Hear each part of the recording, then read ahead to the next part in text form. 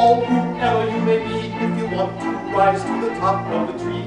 So listen better to an office stool. Be careful to be guided by this golden rule. Be careful to be guided by this golden rule. Stick close to your desks and never go to sea. And you all may be rulers of the Queen's Navy. Stick close to your desks and never go to sea. And you all may be rulers of the Queen's Navy.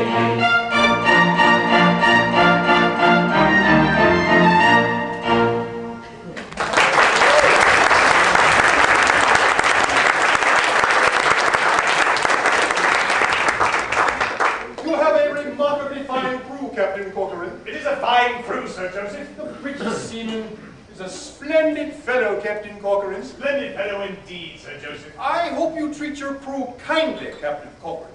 Indeed, I hope so, Sir Joseph. Never forget that they are the bulwark of England's greatness, Captain Corcoran. So I have always considered them, Sir Joseph. No bullying, I trust. No strong language of any kind, eh? Oh, never, Sir Joseph. What, never? Well, hardly ever. They're an excellent crew and do their work thoroughly without it. No, don't patronize them, sir. Pray don't patronize them. No, certainly not, Sir Joseph. That you are their captain is an accident of birth. I cannot permit these noble fellows to be patronized because an accident of birth has placed you above them and them below you. And I am the last person to insult a British sailor, Sir Joseph. You are the last person who did, Captain Corcoran. Desire that splendid seaman to step forward. No, the other splendid seaman. Reef Rackstraw, 3 paces to the front, march. If what? Sorry, I don't think I understand. If you please. Oh, yes. How silly of me. If you please. You're an extremely fine fellow. Yes, Your Honor. And a first-rate seaman, I'll be bound. There's not a smarter topman in the Navy, Your Honor, though I say it who shouldn't. No, not at all. Proper self-respect, nothing more. Now tell me, can you dance a hornpipe? No, Your Honor. Oh, that's a pity. All sailors should dance hornpipes. I will teach you one this evening after dinner. And now tell me, don't be afraid. How does your captain treat you, eh? A better captain doesn't walk the deck, Your Honor. Aye! Thank you. Oh, good. I like to hear you speak well of your commanding officer. I dare say he doesn't deserve it. Still, it does you credit. Can you sing?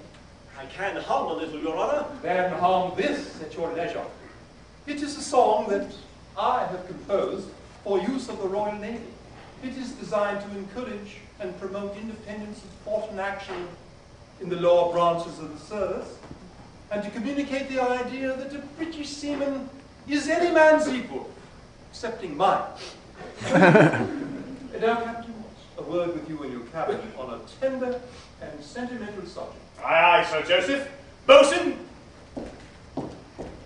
in commemoration of this joyous occasion, see that extra grog is served to the ship's company at 7 bells. Beg pardon, if what, Your Honor? Sorry, I don't understand. If you please, Your Honor. What? The gentlemen are quite right. If you please. I lost my head. If you please. For I hold that on the seas, the expression, if you please, a particularly gentlemanly tone implies. And so do his sisters and his cousins and his aunts. And so do his sisters and his cousins and his aunts. His sisters and his cousins and his aunts. And my cousins and his aunts.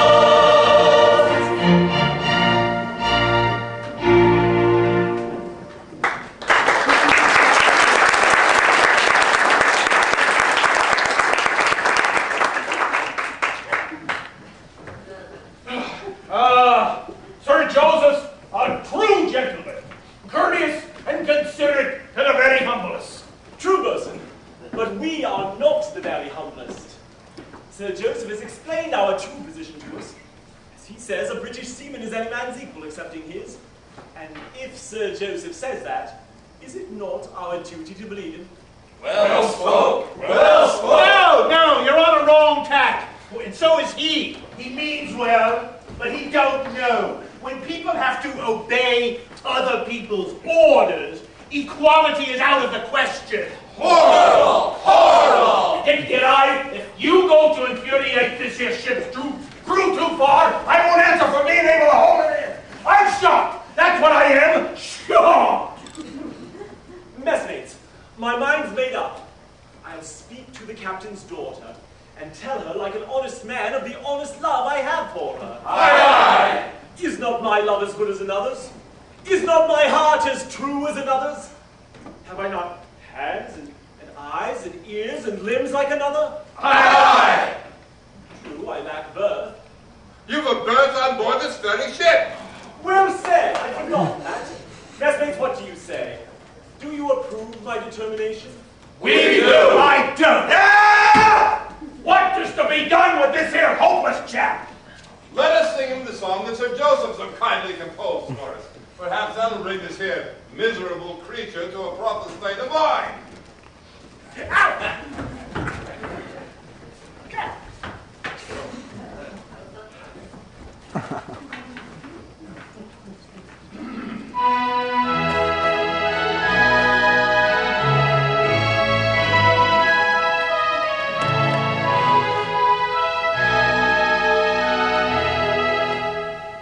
A British tar is a soaring soul, as free as a mountain bird. His energetic fist should be ready to resist a dictatorial world. His nose should pant, and his lips should curl, his cheek should flame, and his brow should furl, his bosom should heave, and his heart should curl, and his fist be ever ready for a knock. Now a knock. His nose should pant, and his lips should curl, his cheek should flame, and his brow should furl, his bosom should heave, and his heart should know, and his fist be ever ready for a knock. That's good.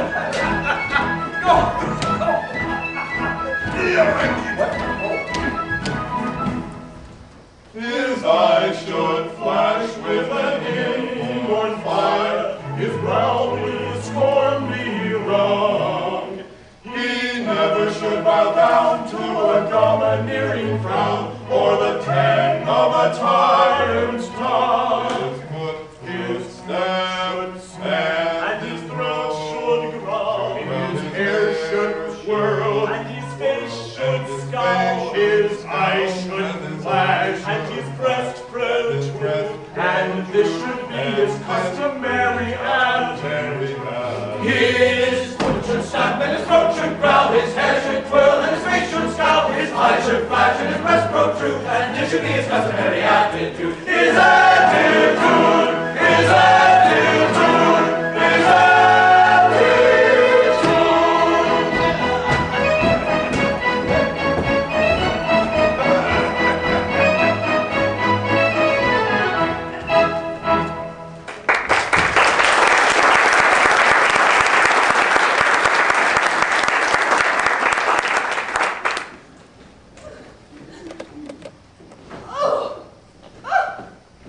It is useless. Sir Joseph's attentions nauseate me. I know that he is a truly great and good man, for he told me so himself. But to me he seems tedious, fretful, and dictatorial. Yet, his must be a mind of no common order, or he would not dare to teach my dear father to dance a hornpipe on the cabin table. Ray Braxton. Aye, lady. No other than poor Ray Rackstraw. Oh, how my heart beats! And why poor, Ray? I am pouring the essence of happiness, lady, rich only in never-ending unrest.